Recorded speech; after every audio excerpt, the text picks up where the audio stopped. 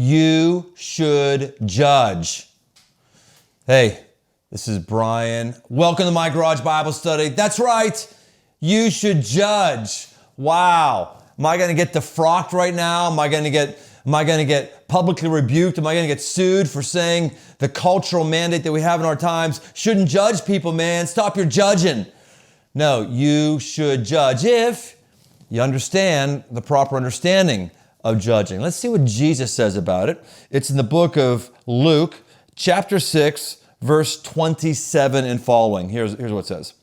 Jesus says, "Judge not, and you will not be judged. Condemn not, and you will not be condemned. Forgive, and you'll be forgiven. Give, and it will be given to you. A good measure, pressed down, shaken together, running over, will be put into your lap. For with the measure you use, it will be measured back to you." There's two revenue streams for how God gives to us. The first revenue stream is known as grace. He just blesses us with things we've never worked for. It just comes our way just because He is a generous Father and we're in a world where good things happen to us. That's the first revenue stream, grace. The second revenue stream where we get things is the reap what you sow stream. What you do is going to come back to you. So if you work a job, you're going to receive a paycheck. Sow work habits, reap money. Sow compliments, reap compliments. Sow condemnation to people, reap condemnation from people. That's what Jesus is saying here. He's saying if you want to feel like everyone's judging you, and the kind of judging he's talking about here, he says the next thing, and condemning you. If you want to be condemned by other people for your choices, be very vociferous about your condemnation of their choices.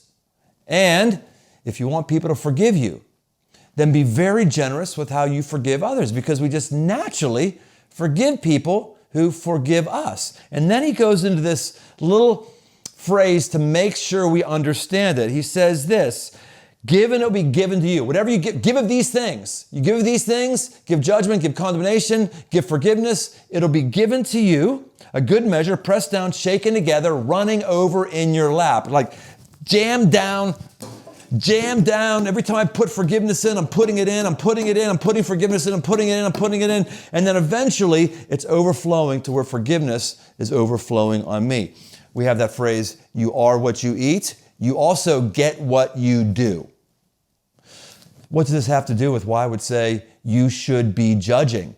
Because all of us are all the time making evaluations. We have to be making evaluations. Evaluations over, should I be buying this car with this gas mileage when gas is at $4, $5, $6 a gallon, wherever you live in the United States? You're making an evaluation, you're making a judgment, and you have to make that judgment, because if you don't, you're gonna run out of money.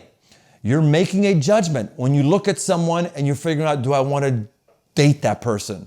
You are evaluating / judging their appearance. You are evaluating / judging their walk with God. You're evaluating / judging their propensity for positive choices. All these things should tie into who you date.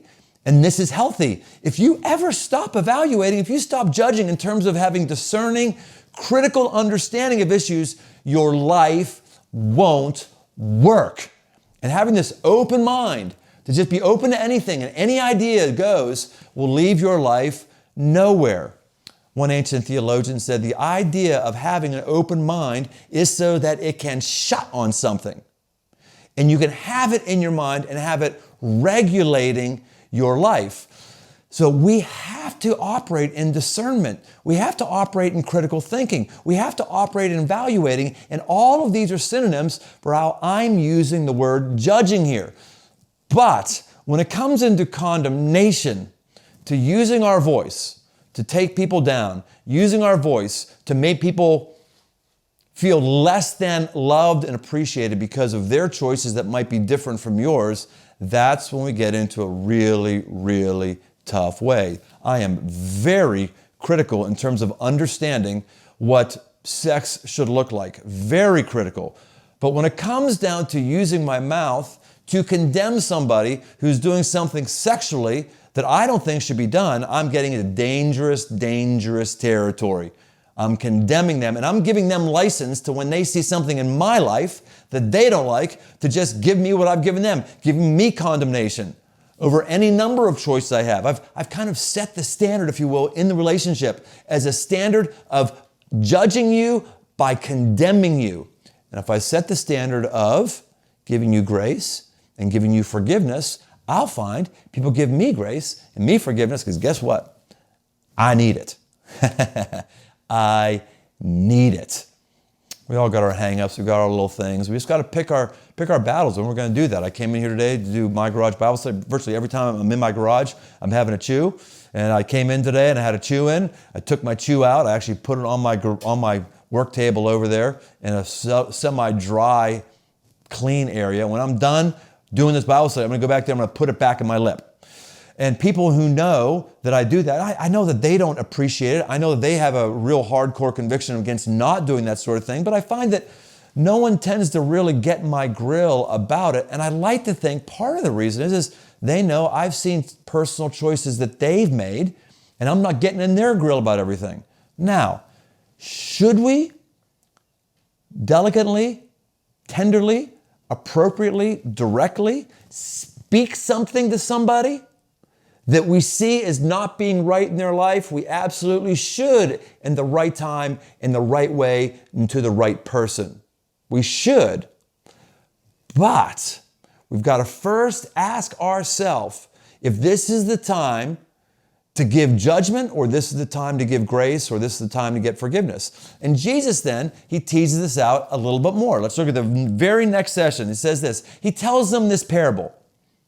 Can a blind man lead a blind man? Will they not both fall into a pit? We got to be looking for each other.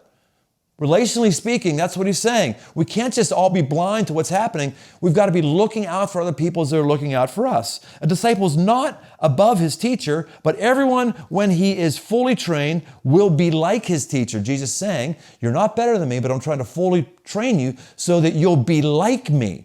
You'll see things like I do. You talk like I do. Why do you see the speck, Jesus says, in your brother's eye, but do not notice the log that is in your own eye? How can you say to your brother, brother, let me take out the speck that is in your eye, when you yourself do not see the log that is in your own eye? It's really crazy how adept we are at seeing other people's problems.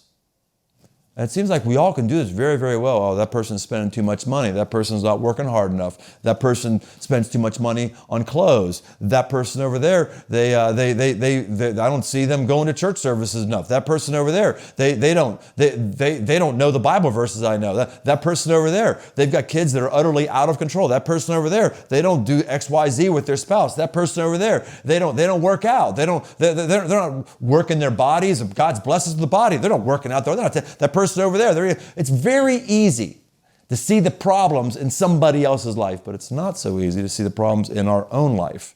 Jesus says, first, notice that we all have issues. In fact, my issues relative to your issues, at least in my eye, I've got to see them as a log. This is where Jesus is very, very funny. It's a slapstick comedy back when he taught. Like the imagery of them of like, a log sticking out of your eyelid. Oh, that's funny. That's a good one, Jesus. That's a beam, a 2x10 beam sticking out of somebody's. Oh, that's a funny one. He's being humorous here. My stuff might not be less than your stuff, but I have to view my stuff as greater than your stuff because I'm not really responsible for you, at least not as responsible as I am for myself. I've got to be spending most of my energy finding my stuff in my own life, and it should be relatively obvious to me because I'm doing it. It's right before me.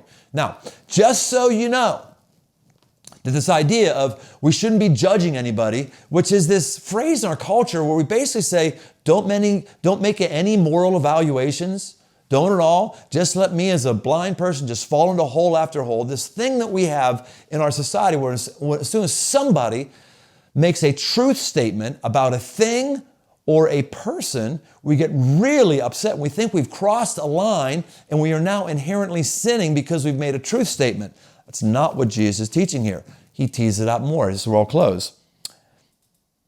He says, brother, let me take the speck that is in your eye when you yourself do not see what's in your own eye. And he says this, you hypocrite, first take the log out of your own eye. First, do that. That's the number one. When there's a problem going on anywhere, the problem we look at is ourselves. Take it out of your eye. And here's the big word. Then, as in a linear time progression, I take this out, then you will see clearly to take out the speck that is in your brother's eye. So my energy needs to be spent on my stuff, taking my stuff out, and this sensitizes me to how difficult getting over my stuff is. It sensitizes me to how much it hurts when I remove something from my life or take it out of my life. And this kind of qualifies me to see clearly somebody else's stuff because number one, my spiritual vision is freed up, and then secondly, I understand how painful it is to change, how uncomfortable it is to get into a different mode of living. And this inherently makes me more graceful in understanding somebody else and how I talk to them. This doesn't mean we only deal with our stuff so we can deal with other people. No, we deal with our own stuff. That's what we do. And then for the right person, in the right time, in the right way, like a person we know, a person we're in community with, a person that we love, and a person that we can communicate to, we may at that point be able to tell them, hey, have you considered this? Hey, I'm a huge fan of yours, and I've just noticed XYZ. Can we talk about that? Where's that getting you? Those are conversations that are very, very few. We're quick to offer judgmental, condemning verbiage on social media, on email, or in person. We're very, very slow to deal with our own stuff, which qualifies us to lovingly help somebody else out if they're our brother or sister and they want to be helped out. That's what we got for you today. You do that, you are going to spiritually grow and you're going to be different. You're going to find people are going to want to be around you. We'll see you next time on My Garage Bible Study.